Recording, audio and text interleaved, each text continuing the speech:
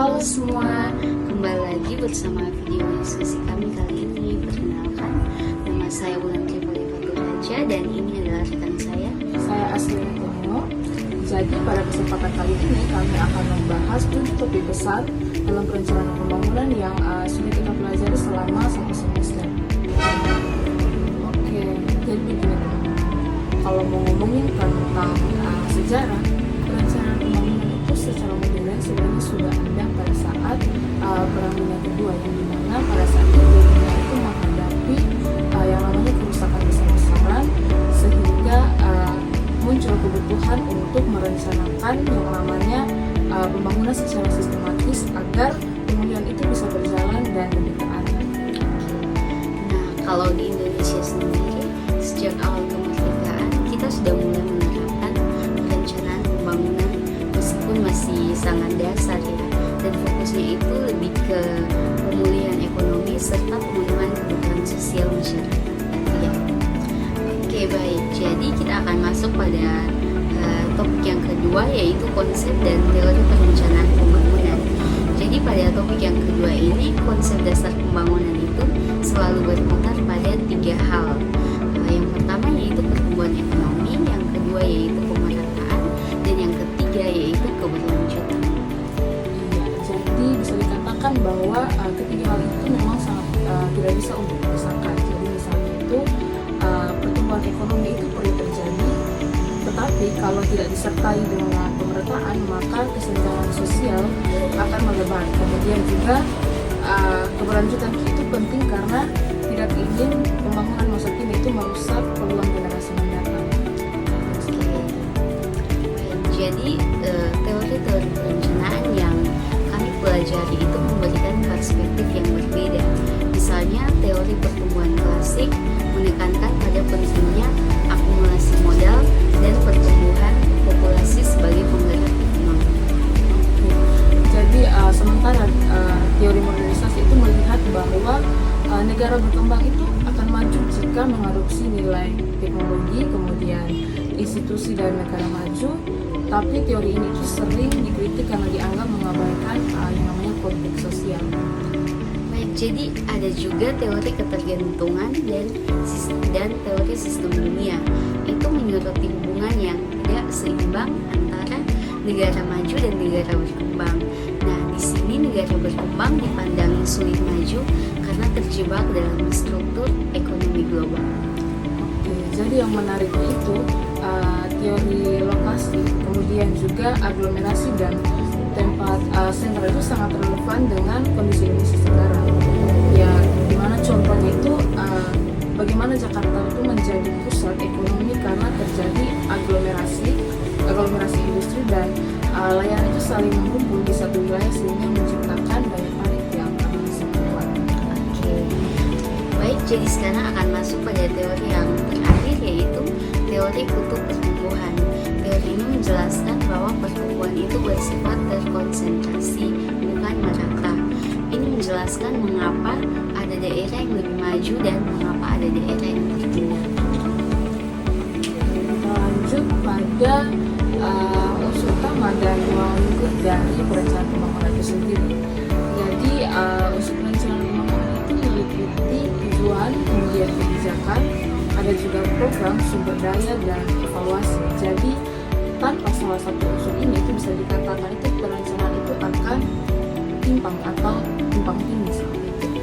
Baik, jadi seperti yang sudah dijelaskan oleh rekan saya, jadi itu misalnya tujuan memberi arah, kebijakan menetapkan cara pencapaian, program mencegah kebijakan menjadi kegiatan nyata, sumber daya memastikan kemampuan pelaksanaannya, dan evaluasi untuk mengatur apakah sudah dilakukan secara efektif atau belum. Oke, jadi bisa dikatakan bahwa ruang lingkupnya itu cukup luas karena mulai dari ekonomi, kemudian sosial, infrastruktur hingga lingkungan. Jadi semua aspek itu saling terkait sehingga perencanaan itu harus dilakukan secara komprehensif. Baik, jadi sekarang kami akan masuk pada topik yang keempat, yaitu bentuk, tahapan, dan siklus perencanaan pembangunan.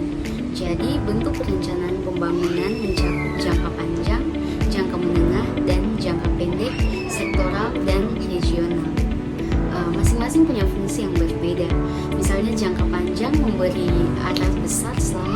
20 tahun lebih. Jadi jangka menengah itu biasanya 5 tahun sebagai pencabaran yang strategis, sedangkan kalau jangka pendek itu lebih pada kegiatan operasional dan anggaran tahunan. Jadi tahapan perencanaan sendiri dimulai dari identifikasi masalah yang sangat penting untuk memastikan kita tidak salah mendiagnosis.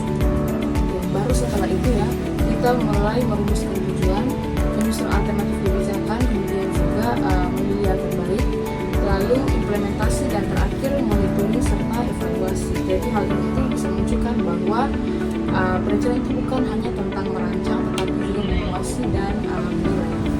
Ya betul. Dan siklus ini terus berulang.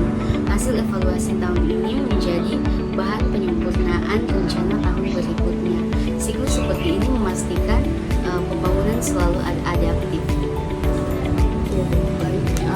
Selanjutnya kita akan masuk pada topik yang kelima ya, berkaitan dengan perkembangan kelembagaan perencanaan wilayah di kota dan khususnya itu di Indonesia. Jadi secara kelembagaan perencanaan di Indonesia itu dimulai dengan pembentukan Bappenas pada era Orde Lama. Nah, kalau pada era Orde Baru sendiri itu Bappenas semakin diperkuat.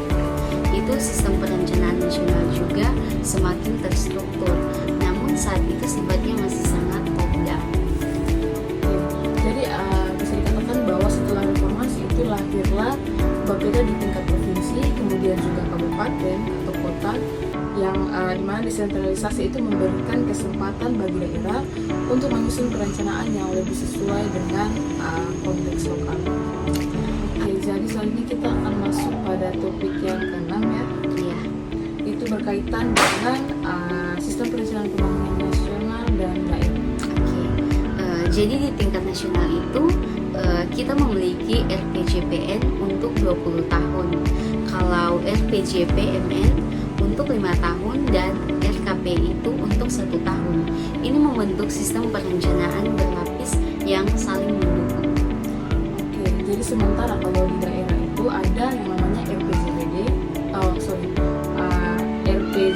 kemudian juga RPJMD dan RKPD yang menjadi pedoman pembangunan daerah. Jadi idealnya itu semua dokumen itu harus selaras dengan dokumen nasional. Baik, jadi ini penting supaya pembangunan pusat dan daerah tidak berjalan sendiri-sendiri tetapi saling menguatkan. Baik, kita lanjut pada topik yang ketujuh berkaitan dengan perencanaan daerah dan kebijakan otonomi daerah. Jadi otonomi daerah itu adalah hak atau kewenangan yang diberikan kepada daerah untuk mengurus dan merencanakan pembangunan sesuai dengan kebutuhan masyarakat setempat. Oke, jadi desentralisasi fisikal memberikan dana, sementara desentralisasi administratif itu memberikan kewenangan. Dua hal ini seharusnya membuat daerah lebih leluasa dalam berinovasi. Iya, tapi dia itu harus tetap ada tantangan seperti kapasitas pelaksana, kemudian juga koordinasi antar daerah dan akuntabilitas publik. Jadi hal ini itu menjadi pekerjaan rumah dalam penguatan otonomi. Oke, baik. Jadi dari tadi kami sudah menjelaskan sedikit singkat tentang tujuh topik besar yang sudah kami pelajari selama 1 semester bersama dengan Dr. Syukur. Sekarang mungkin kita akan berbagi pengalaman ya tentang hal yang kami kita dapatkan ya Iya. selama perkuliahan ini sehingga pada selesainya perkuliahan. Mungkin dari teman mulai dulu. Oke, kalau dari pengalaman saya sendiri setelah mengikuti kuliah ini, saya baru sadar bahwa perencanaan itu jauh lebih kompleks daripada sekedar membuat dokumen. Ada analisis data, koordinasi lintas sektor, dan kebutuhan memahami pola ruang. Jadi kalau saya sendiri, saya mendapatkan banyak hal yang baru pernah dipelajari, bahwa ternyata perencanaan pembangunan itu sangatlah penting, itu baik di daerah, di pusat, semua itu sangat membutuhkan perencanaan pembangunan. Oke, baik. Jadi kalau dari saya sendiri, hal yang paling berkesan menurut saya itu adalah di bagian pembahasan teori tentang pertumbuhan akomodasi, dan saya juga dari hal ini saya juga melihat kota itu dengan perspektif baru. Jadi mengapa suatu wilayah itu bisa dikatakan berkembang dengan cepat, kemudian juga ada wilayah lain yang pertumbuhannya itu lambat. Kalau saya sendiri, saya juga merasa lebih paham bagaimana perencanaan daerah itu bekerja, terutama bagaimana daerah harus menyesuaikan antara kebutuhan lokal dan kebijakan nasional. Jadi dari pelajaran ini juga yang paling penting bagi saya itu adalah bahwa perencanaan pembangunan itu sendiri bukan hanya tentang apa yang ingin dibangun, tapi kenapa, kemudian bagaimana, dan dampaknya apa. Itu membuat saya melihat perencanaan itu sebagai proses berpikir yang jauh lebih strategis. Sekarang kami akan berbagi sedikit pengalaman kami selama kami melakukan perkuliahan bersama Pak Dr. Syukur. Saya berikan waktu kepada rekan saya. Oke, baik. Jadi selama kalau dari pribadi saya sendiri, pengalaman yang saya rasakan pada saat perkuliahan bersama dengan Dr. Syukur, yang pertama itu di dalam kelas itu kami melakukan diskusi santai, yang dimana dalam kelas itu tidak monoton, yang dimana hanya dosen saya yang berbicara, tetapi juga memberikan ruang kepada mahasiswa untuk melakukan diskusi, sehingga melahirkan pemikiran kritis yang dapat dihasilkan oleh mahasiswa. Kemudian juga ada beberapa tugas yang mengharuskan kami untuk melakukan penelitian, sehingga kami itu menjadi tahu masalah apa yang benar-benar terjadi di masyarakat, kemudian juga masalah apa dan apa yang dihadapi oleh pemerintahan, baik itu di pemerintahan kota atau juga kabupaten. Ya, sangat benar. Jadi selama kami melakukan beberapa kali pertemuan dengan Pak Syukur itu, kami sangat mendapatkan banyak hal baru, yaitu kami disuruh untuk mewawancara, kami mendapatkan tugas-tugas yang belum pernah kami dapatkan sebelumnya. Jadi tugas video kami disuruh untuk membuat skripsi, membuat poster. Kami turun ke lapangan untuk mewawancarai instansi-instansi. Itu sangat pengalaman yang baru pernah kami rasakan selama selama perkuliahan. Kami cukup mendapatkan banyak pengalaman, dan selama perkuliahan kami bersama Pak Dr. Syukur itu selalu asik dalam kelas itu.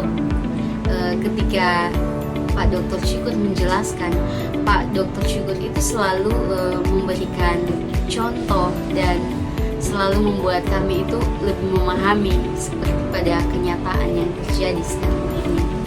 Jadi kalau pengalaman yang kami dapatkan sangat-sangat banyak, baik itu dari materi yang kami dapatkan, pengalaman, dan juga masih banyak lagi. Oke, baik, mungkin itu saja ya sedikit diskusi singkat kami tentang 7 topik besar yang sudah kami bahas dalam pembahasan ini. Dan kami berharap pembahasan ini dapat memberikan gambaran mendalam dan mudah dipahami oleh teman-teman yang menonton. Oke teman-teman, mungkin itu saja sedikit diskusi singkat tentang 7 topik besar yang telah kami bahas dalam perencanaan pembangunan. Jadi kami itu berharap pembahasan ini dapat memberikan gambaran yang lebih mendalam dan mudah dipahami oleh teman-teman yang menonton. Oke, baik.